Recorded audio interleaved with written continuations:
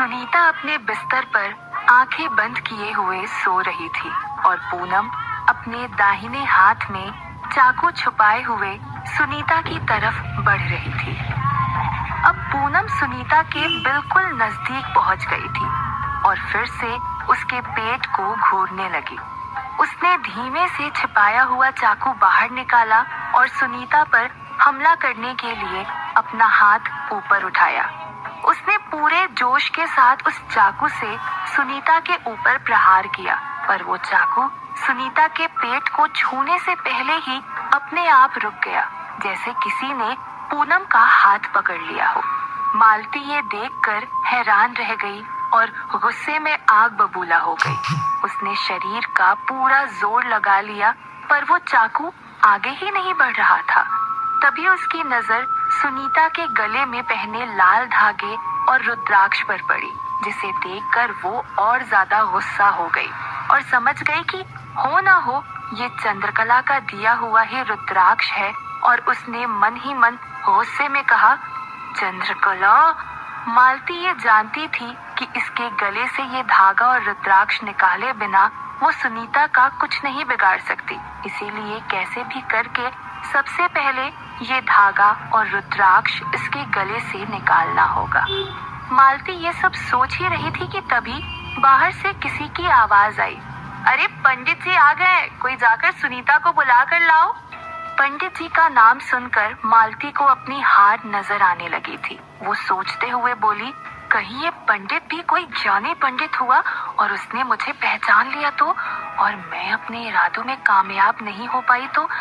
से ये धागा निकालना बहुत मुश्किल था, क्योंकि मालती भी जानती थी कि चंद्रकला का दिया हुआ सुरक्षा धागा कोई भी आसानी से निकालता नहीं है, और अगर वो किसी के शरीर में प्रवेश करके धागा निकालने को कहेगी तो किसी को भी उस पर शक हो जाएगा और बाहर बैठी चंद्रकला को अंदर बुला लेंगे और सारा खेल बिगड़ जाएगा। तो इस वक्त मालती के पास सही समय का इंतजार करने के अलावा कोई उपाय नहीं था। यही सोचकर मालती पूनम के शरीर से अलग हो गई। पर जैसे ही मालती पूनम के शरीर से अलग हुई, पूनम ये देखकर चौंक गई कि वो यहाँ क्या कर रही है और उसके हाथ में ये चाकू क्यों है। तभी दरवाजा खुला और 2-3 लड़कियां सुनीता को बुलाने के लिए अंदर आई, पर जैसे ही दरवाजा खुला पूनम ने अपने हाथ के चाकू को फिर से छुपा लिया। दरवाजे की आहट से सुनीता की भी नींद खुल गई थी। वो भी अब कुछ अच्छा महसूस कर रही थी और उठकर उन लड़कियों के साथ बाहर चली गई। सब लोग बाहर चले गए, पर पूनम अभी भी इस बात से चिंतित थी कि आखिर उसके हाथ में चाकू कैसे आया। यही सोचते सोचते वो भी बाहर चली गई। बाहर पंडित जी आ गए थे और हवन की तैयारी कर रहे थे। सुनीता को हवन के सामने चौके पर बिठाया गया और पूजा शुरू हुई। सब लोग बहुत खुश थे और मालती भी वही थी और मौके की तलाश में थी कि कैसे सुनीता के गले में से वो सुरक्षा धागा निकाला जाए। और वही सबसे पीछे पूनम भी खड़ी थी, जिसके मन में अभी भी बहुत सारे सवाल चल रहे थे। तभी उसके दिमाग में चंद्रकला का ख्याल आया कि अब सिर्फ वही है जो उसके सवालों का जवाब दे सकती है, और वो बाहर के कमरे की तरफ चंद्रकला से बात करने चली गई। पूनम ने बाहर के कमरे में आकर देखा कि वहाँ चंद्रकला बैठी हुई थी, पर और भी लोग उसके पास बैठे हुए थे। पूनम नहीं चाहती थी कि इसके बारे में किसी और को पता चले, इसीलिए वो चंद्रकला के पास जाकर बैठ गई और पहले तो इधर उधर की बातें करते हुए बोली, कैसी हो चंद्रकला दीदी। चंद्रकला ने जवाब देते हुए कहा, मैं बिल्कुल ठीक हूँ पूनम, तुम कैसी हो। मैं भी ठीक ही हूँ, पूनम ने यही जवाब दिया, लेकिन ये बोलते वक्त उसके चेहरे पर चिंता की लकीरें साफ झलक रही थी और चंद्रकला ने ये भाप लिया था। चंद्रकला ने पूनम के भावों को पढ़ते हुए पूछा, क्या हुआ पूनम, सब ठीक तो है, तुम थोड़ा परेशान दिख रही हो। पूनम ने थोड़ा इधर उधर बाकी लोगों की तरफ देखा तो चंद्रकला समझ गई पूनम कुछ कहना चाह रही है, पर कई लोगों के यहाँ होने की वजह से कह नहीं पा रही है। तो चंद्रकला ने पूनम के हाथ पर हाथ रखकर उसका हौसला बढ़ाते हुए धीरे से पूछा, क्या बात है, बताओ मुझे। तो पूनम ने हिम्मत करके धीमी आवाज में कहा, चंद्रकला दीदी, वो बात ऐसी है कि अभी जब मैं सुनीता के कमरे में थी तो मेरे साथ कुछ अजीब सी घटना घटी। ये सुन चंद्रकला ने हैरानी में पूछा, अजीब सी घटना? क्या क्या हुआ? पूनम ने घबराहट में जवाब देते हुए कहा, वो मुझे सब कुछ तो याद नहीं, लेकिन पता नहीं कैसे मैं सुनीता के कमरे में पहुंची। लेकिन जब मैं होश में आई तो कमरे में बस सुनीता बिस्तर पे सो रही थी। और इतना कहकर पूनम रुक गई तो चंद्रकला ने उससे पूछा, और क्या पूनम? पूनम ने हिचकिचाते हुए जवाब दिया, और यही कि मेरे हाथ में एक चाकू था। ये सुनते ही चंद्रकला चौंक गई और बोली, चाकू? पूनम ने अपनी बात जारी रखते हुए कहा, हाँ दीदी, चाकू। अब मुझे नहीं पता कि मेरे हाथ में वो चाकू कहाँ से आया, मैं वहाँ क्या कर रही थी और इस बीच क्या हुआ, मुझे कुछ भी याद नहीं है। ये सब सुनकर चंद्रकला काफी चिंतित हो गई और मन ही मन कहने लगी, हे भगवान, इसका मतलब तो यही है कि इस बीच में पूनम के अंदर कोई काला साया था जो सुनीता को मारना चाहता है। पर कोई भी काला साया सुनीता को क्यों मारना चाहेगा? सुनीता की किसी भी काले साए से क्या दुश्मनी हो सकती है? चंद्रकला को कुछ समझ नहीं आ रहा था कि कौन हो सकता है। वो दिमाग पर जोर देते हुए सोचने लगी और सुनीता से जुड़ी सब बातों के तार जोड़ने लगी। सुनीता, सुनीता, गोद भराई, बच्चा और मालती भी पेट से थी। ये सोचते ही चंद्रकला की आंखें फटी की फटी रह गई और वो खुद से कहने लगी, हे काली माँ, इसका मतलब सुनीता के घर मालती है जो सुनीता को मारकर अपने बच्चे का बदला पूरा करना चाहती है और गांव में खौफ पैदा करना चाहती है। चंद्रकला अंदर जाना चाहती थी, लेकिन जानती थी कि अगर वो अंदर चली गई तो बहुत बड़ा भूचाल आ जाएगा। और ये सब सोचते सोचते चंद्रकला ने अपना सर पकड़ लिया और ये देखकर पूनम ने चंद्रकला से पूछा, क्या हुआ दीदी, क्या सोचने लगी, सब ठीक तो है ना? चंद्रकला ने बहुत हड़बड़ी में बताते हुए कहा, नहीं पूनम, कुछ भी ठीक नहीं है, तुम्हारे अंदर कोई काला साया था जो सुनीता को मारना चाहता है। ये सुनते ही पूनम बहुत डर गई और चंद्रकला ने पूनम को समझाते हुए कहा, देखो पूनम, डरने की जरूरत नहीं है, जो भी अब करना है बहुत हिम्मत से और सोच समझ कर करना होगा। तुम अंदर जाओ और हर वक्त सुनीता के पास में ही रहना। तुम्हें कुछ भी अलग लगे, अटपटा लगे, तुम तुरंत मुझे आकर बताना। पूनम ने हामी भरते हुए कहा, ठीक है दीदी। कहकर पूनम वहां से जाने लगी। तभी चंद्रकला ने पूनम को फिर से रोकते हुए कहा, रुको रुको। और चंद्रकला ने अपने गले की माला में से एक रुद्राक्ष निकाला और पूनम को देते हुए कहा, ये रुद्राक्ष अपने हाथ में ही रखना, इससे वो काला साया तुम्हारे अंदर प्रवेश नहीं कर पाएगा। और जल्द से जल्द मुझे अंदर से हल्दी, नमक, राख और कपूर लाकर दो। पूनम ने वो रुद्राक्ष लिया, अपनी मुट्ठी में बंद किया और वहां से अंदर चली गई। पूनम ने आंगन में जाकर देखा कि पंडित जी पूजा कर रहे थे और सुनीता वहीं सामने बैठी हुई थी और सब कुछ ठीक से चल रहा था। ये देखकर पूनम ने कुछ राहत की सांस ली और दौड़कर रसोई की तरफ गई और रसोई में से हल्दी, नमक, राख और कपूर लिया और चंद्रकला को देने दौड़कर बाहर की तरफ गई। चंद्रकला कमरे के बाहर ही खड़ी थी। उसने पूनम से सारा सामान लिया और उससे कहा कि यहाँ पर बहुत लोग हैं, इसीलिए मैं घर की दीवार के पीछे ये सब सामग्री तैयार कर रही हूँ, तुम सुनीता के पास ही रहना। पूनम ने हाँ में गर्दन हिलाई और वापस अंदर चली गई और चंद्रकला बाहर की दीवार की तरफ निकल गई। उधर चंद्रकला के घर पर योगेंद्र के आदमी पहुंच चुके थे, जिन्होंने जाते ही चंद्रकला के घर का दरवाजा तोड़ दिया और घर की तलाशी लेनी शुरू कर दी। और तलाशी लेते लेते पूरा घर तहस नहस कर दिया। चंद्रकला के घर पर पूजा पाठ की और मंत्रोच्चार की बहुत सारी किताबें थी।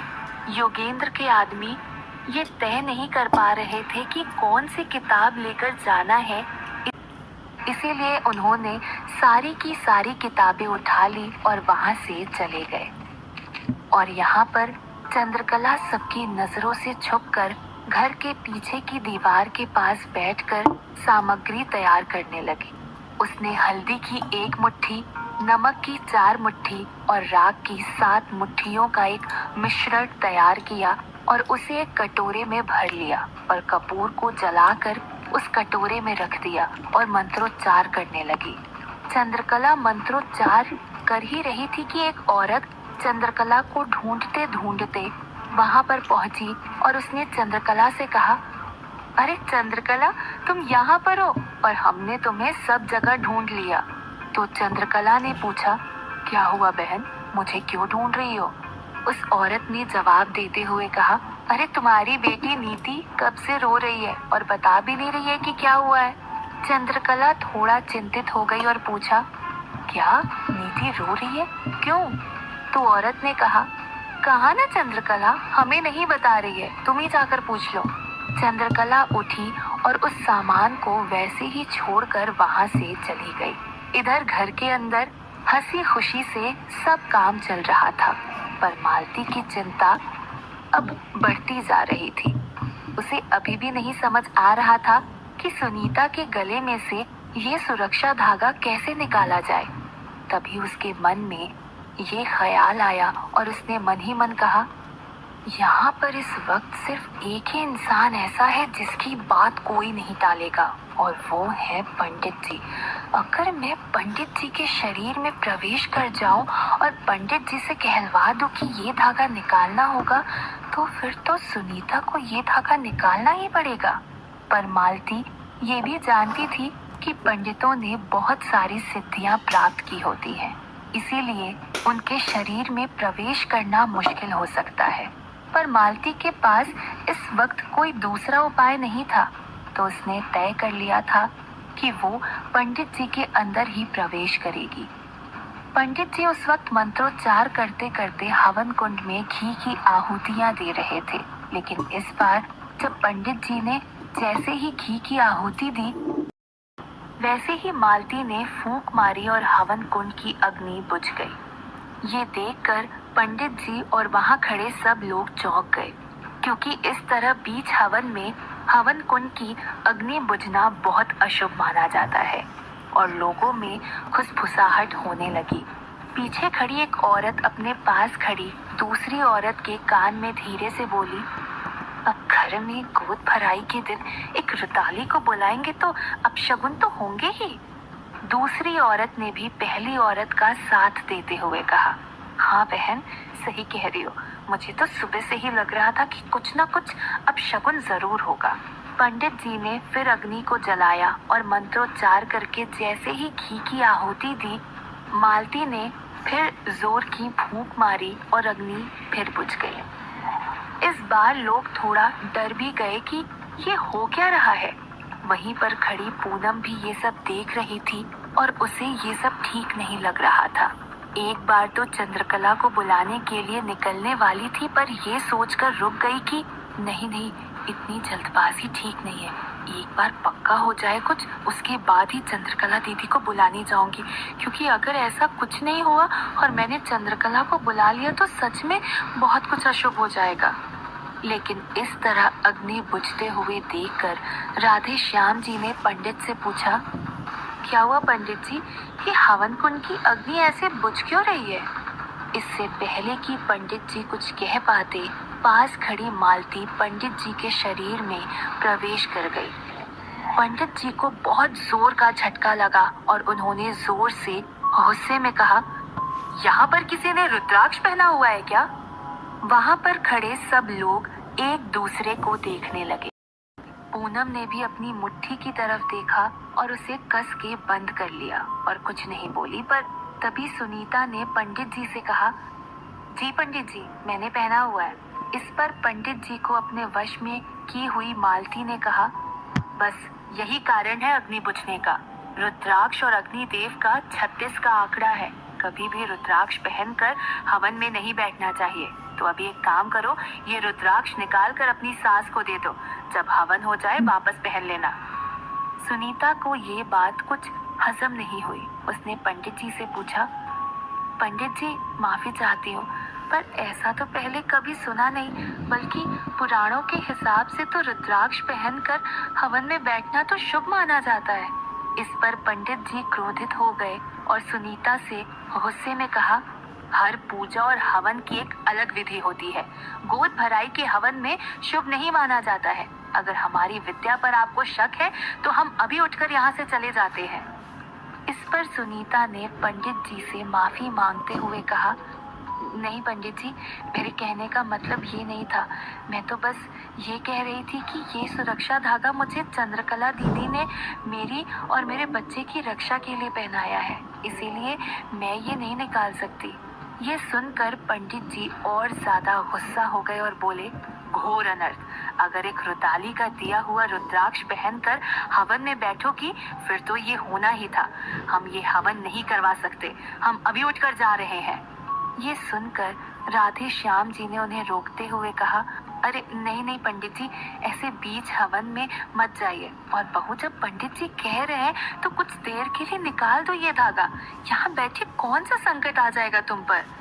ये सब देखकर पूनम सोच में पड़ गई। वो मन ही मन बोली, पंडित जी चंद्रकला दीदी का दिया हुआ सुरक्षा धागा निकालने को कह रहे हैं। जरूर कुछ ना कुछ गड़बड़ है। मुझे चंद्रकला दीदी को बताना ही पड़ेगा। और पूनम वहां से दौड़कर बाहर की तरफ भागी और सुनीता भी आखिरकार वो धागा निकालने को मान गई और धागा निकालकर अपनी सास को दे दिया। और मालती ये देखकर मुस्कुरा रही थी। क्या मालती के रास्ते का कांटा अब निकल गया है और वो सुनीता को अपना शिकार बना पाएगी, या चंद्रकला आकर सुनीता को बचा लेगी?